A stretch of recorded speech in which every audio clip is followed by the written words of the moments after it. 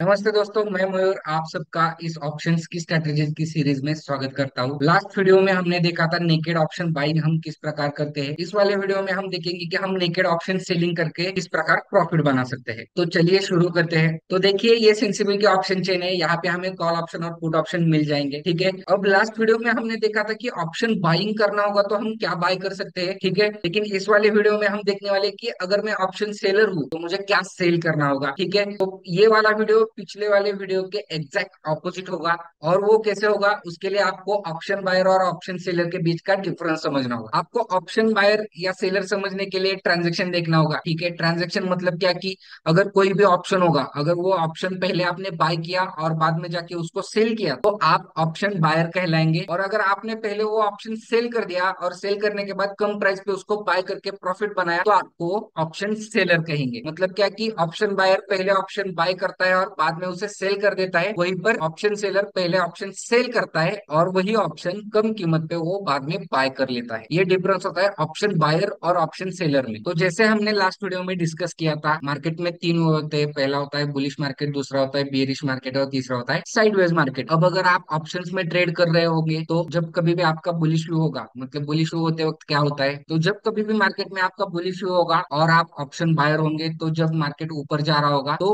वहां पे call option भी बढ़ रहा होगा तो आप क्या करेंगे, तो वहां पे कॉल ऑप्शन भी बढ़ रहा होगा तो आप क्या करेंगे, आप उस वक्त कॉल ऑप्शन बाय करेंगे। और मार्केट नीचे जा रहा होगा तो आप पुट ऑप्शन बाय करेंगे। अगर आप ऑप्शन बायर हो तो आप ये करेंगे। ठीक है, लेकिन समझ लीजिए कि आप एक ऑप्शन सेलर हो। ठीक है, और मार्केट में क्या हो रहा है, मार्केट ऊपर जा रहा है, उस वक्त कौन बढ़ रहा होगा, कॉल ऑप्शन बढ़ रहा होगा। लेकिन कम कौन हो रहा होगा, तो पुट ऑप्शन कम हो रहा होगा। ठीक है, उसी प्रकार जब मार्केट नीचे जा रहा होगा तो कॉल ऑप्शन कम होगा और पुट ऑप्शन बढ़ना स्टार्ट कर देगा। ठीक है, मतलब क्या कि जब कभी भी मार्केट में अप ट्रेंड होगा तो आप स्पॉट पे बाय पोजीशन बना के पैसे बना सकते हो। उसी प्रकार फ्यूचर और आप कॉल ऑप्शन में बाय पोजीशन बना के पैसे कमा सकते हो। लेकिन अगर आप एक ऑप्शन सेलर हो और मार्केट अप ट्रेंड में है तो उस वक्त आप क्या करेंगे, उस वक्त आप पुट ऑप्शन सेल करेंगे। मतलब बाकी दुनिया वहां पे कॉल ऑप्शन बाय कर रही होगी लेकिन आप ऑप्शन सेलर हो इसलिए आप ऑप्शन सेल करेंगे। ठीक है, और वहां पे आप कौन सा ऑप्शन सेल करेंगे, आप पुट ऑप्शन सेल करके पैसे बना सकते हैं। क्योंकि जब मार्केट ऊपर जा रहा होगा तब आप पुट ज्यादा कीमत पे मिल रहा होगा, उस पुट को आप सेल करेंगे। जब कभी वो कम कीमत को जाएगा, मतलब आपने 100 को बेच दिया और 19 रुपीज जाने के बाद उसको बाय कर लिया तो आपको 10 रुपए प्रॉफिट हो जाएगा। ठीक है, उसी प्रकार जब मार्केट में डाउन ट्रेंड होगा तो मार्केट नीचे जा रहा है, मतलब फ्यूचर भी नीचे जाएगा और कॉल ऑप्शन भी नीचे ही जा रहा होगा, उसी वक्त पुट ऑप्शन क्या करेगा, उस वक्त पुट ऑप्शन बढ़ रहा होगा। ठीक है, तो आप क्या करेंगे, जब कभी भी डाउन ट्रेंड होगा तब आप कॉल सेल करेंगे, ना कि आप पुट ऑप्शन बाय करने के अलावा आप कॉल ऑप्शन सेल करना प्रेफर करेंगे क्योंकि आप एक ऑप्शन सेलर हो। और जैसा कि हमने डिस्कस किया था कि अगर मार्केट में स्ट्रांग बुलिश होगा या फिर मार्केट स्ट्रांग बेरिश होगा उसी वक्त सिर्फ ऑप्शन बायर को पैसे मिल सकते हैं। मतलब अगर मार्केट में सडन मूवमेंट आता है ऊपर या नीचे उस वक्त ही ऑप्शन बायर को पैसे मिल सकते हैं। इसी वजह से उसे प्रोबेबिलिटी ऑफ प्रॉफिट सिर्फ 33% मिलता है। लेकिन अगर आप एक ऑप्शन सेलर हो तो आप इतने सारे व्यूज ट्रेड कर सकते हो। जैसे कि अगर मार्केट स्ट्रांग बुलिश होगा फिर भी आप ट्रेड करेंगे, माइल्ड बुलिश होगा फिर भी आप ट्रेड करेंगे, स्ट्रांग बेरिश माइल्ड बेरिश में भी आप ट्रेड बना सकते हो। अगर मार्केट रेंज बाउंड होगा या फिर मार्केट में व्यू भी नहीं होगा फिर भी आप ऑप्शन में सेल करके पैसे बना सकते हो।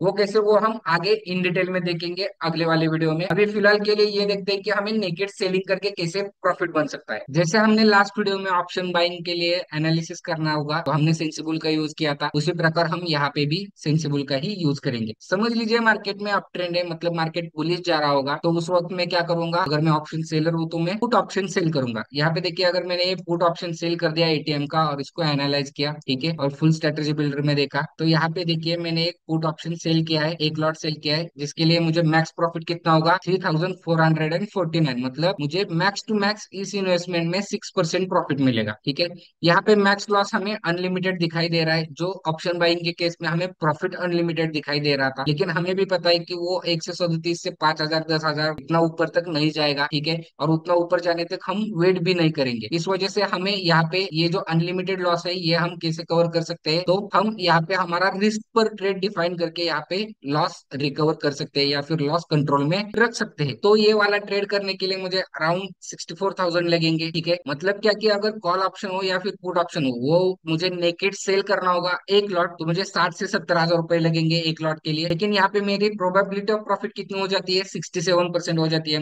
मतलब क्या कि अगर मैंने 100 ट्रेड किए तो उसमें से 67 ट्रेड मेरे प्रॉफिटेबल रहेंगे, बाकी ट्रेड मुझे लॉस हो सकता है। ठीक है, ये कैसे होगा, क्योंकि यहाँ पे देखिए मैंने पुट सेल किया है, तो मैं क्या सोच रहा हूँ कि यहाँ से मार्केट ऊपर जाएगा। अगर मार्केट ऊपर गया तो मुझे प्रॉफिट होगा, अगर मार्केट नीचे गया तो मुझे लॉस होगा। और अगर मार्केट साइडवेज चला गया, मतलब मार्केट ना ऊपर गया ना नीचे गया, वहीं पे साइडवेज चला गया, तो फिर भी मुझे प्रॉफिट होगा। क्यों? क्योंकि उस ऑप्शंस में से थीटा का वैल्यू डिके होगा। अब ये थीटा क्या है, तो थीटा एक ग्रीक है, और ऑप्शंस में ग्रीक्स क्या होते हैं इसका वीडियो हमारे यूट्यूब चैनल पे अवेलेबल है, आप वहां पे जाके देख सकते हैं। ठीक है, तो समझ लीजिए कि 3 सिनेरियोज में से 2 टाइम्स मैं जीत रहा हूँ, मतलब किसी एक में ही मुझे लॉस होगा। अगर मैं पुट सेल कर रहा हूँ और मार्केट नीचे चला गया तो मुझे लॉस होगा, ऊपर चला गया तो मुझे प्रॉफिट होगा, साइडवेज रह गया फिर भी मुझे प्रॉफिट ही होगा। ठीक है, ज्यादा नहीं होगा लेकिन थोड़ा फार प्रॉफिट हो सकता है। मतलब 3 में से 2 सिचुएशन में मैं जीत रहा हूँ अगर मैं ऑप्शन सेल कर रहा हूँ। और इसके अपोजिट है ऑप्शन बाइंग। ऑप्शन बाइंग में मुझे 3 में से सिर्फ एक सिचुएशन में ही मैं प्रॉफिटेबल आ रहा हूँ, बाकी 2 सिचुएशन में मुझे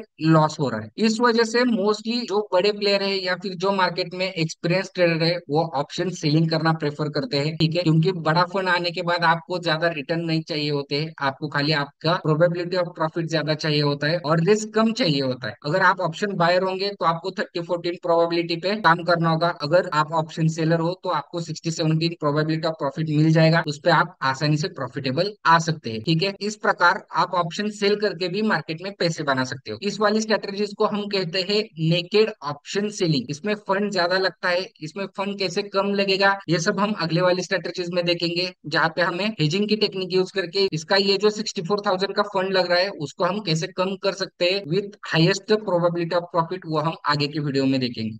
ठीक है, फिलहाल इतना समझ लीजिए कि आप ऑप्शन बायर होंगे तो आपको प्रोबेबिलिटी ऑफ प्रॉफिट कम मिलेगी, और आप ऑप्शन सेलर होंगे तो आपको प्रोबेबिलिटी ऑफ प्रॉफिट ज्यादा मिलेगी। सो इस वीडियो में हमने देखा कि अगर आप ऑप्शन सेल करते हो तो किस प्रकार आपको ज्यादा प्रोबेबिलिटी के साथ काम करने को मिलता है और आपके जीतने के चांसेस भी बढ़ जाते हैं। तो हमें कमेंट में जरूर बताना कि आप ऑप्शन बायर हो या फिर ऑप्शन सेलर हो। ऐसी बहुत सारी ऑप्शंस की स्ट्रेटेजीज हम इस वाले सीरीज में देखेंगे। तो और स्ट्रेटेजीज जानने के लिए हमारे चैनल को सब्सक्राइब जरूर करना, और मिलते हैं आपको अगले वीडियो में। धन्यवाद।